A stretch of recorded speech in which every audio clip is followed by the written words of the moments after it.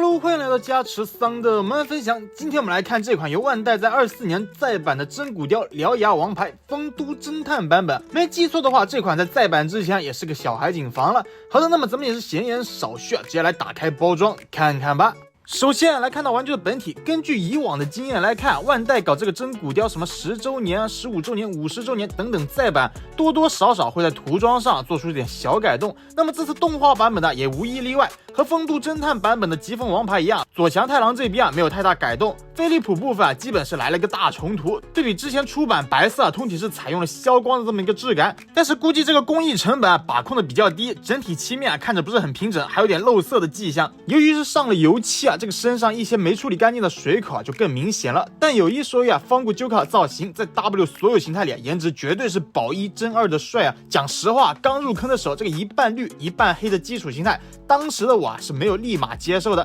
虽然现在确实是觉得帅，也很喜欢，不过作为最终形态的 Extreme 到现在我还是没有 get 到设计师的审美只能说不论是配色还是外形轮廓 FJ 都是比较符合大众审美的。简洁的黑白撞色，极具进攻性的红色复眼以及尖刺细节，哪怕是放到10年后的令和骑士里在人气方面也是只高不低。像这样的配色貌似就没有丑的，当然第一邪皇除外。可动方面真骨雕 W 的素体想必各位已经再熟悉不过了，这边就不进行过多赘述了，无非就是平台前踢90度，屈膝屈肘超过90度。作为重涂再版的产品它最大的优势就是把之前的价格给打了下来。虽然目前价格确实是没有早年间那么夸张，不过700-800块也是有那么些溢价的。如果屏幕前的各位也想原价购入 S.H.F 假面骑士的话，这边我推荐微信关注日淘酱公众号，点击进入与梅卢、日拍等知名二手平台都有合作，里面搜加持有额外福利，在这里可以找到很多稀有的特色周边类似国内的闲鱼，普遍还比国内便宜，可以去蹲下捡个漏，直邮到家，时效很快。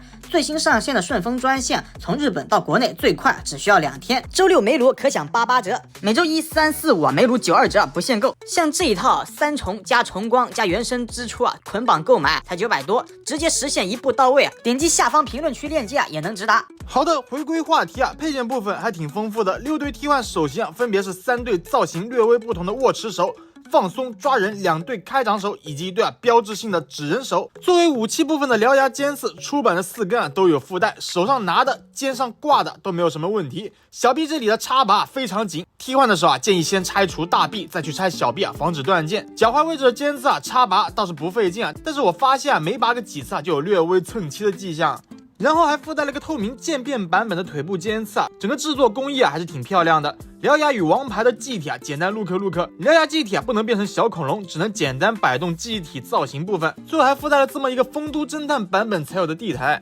OK， 那么以上就是本款真骨雕獠牙王牌风都侦探的全部内容了。不论是配件还是涂装，对比出版都是紫增不少。獠牙部分全面重涂，直接防止了长期摆放、氧化、发黄的问题，这点还是挺好的。但是獠牙王牌作为18年的模具，整个可动设计放现在肯定是不够看的。而且看今年年初万代展会上放出的匾，假斗的谢霆锋3人组它都能给你老素体沿用。按照这个尿性后续出獠牙记忆体相关的派生形态，估计肯定是改模换色就完事儿了。虽然走传统路线保证了模具的下限，但是开水煮白菜吃多了真的容易腻。好的，那么本期视频差不多就到此结束了，感谢各位的观看与支持，我们下期不见不散，拜拜。